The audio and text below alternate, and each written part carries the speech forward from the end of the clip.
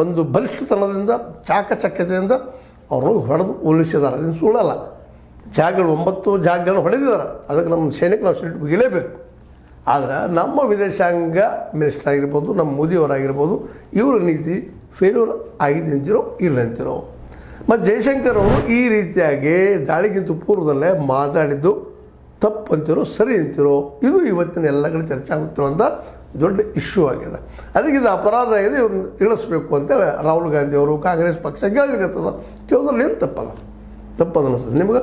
ಕೇಳಬಾರ್ದು ಅನ್ನಿಸ್ತದೇನು? ತಪ್ಪು ಮಾಡಿದ್ರೆ ಶಿಕ್ಷೆ ಆಗ್ಬೇಕಂತ ಅವ್ರ ಅಭಿಪ್ರಾಯ. ತಪ್ಪಾಗಿರೋದು ನಿಮ್ಮ ಅಭಿಪ್ರಾಯ ಏನು?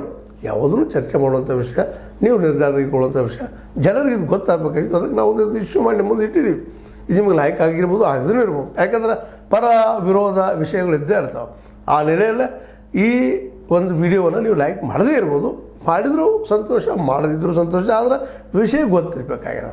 ಇದ್ರಾಗ ಯಾರು ಸರಿ ಯಾರು ತಪ್ಪು, ಇದನ್ನು BJP ಇದ್ದಿದ್ದು ಪ್ರೂವ್ ಮಾಡಬೇಕಾಗಿದೆ. ಇಲ್ಲಪ್ಪ ನಂತರ ಮಾತಾಡಿದ್ದು ಮೊದಲಲ್ಲ ಅಂತೇಳಿ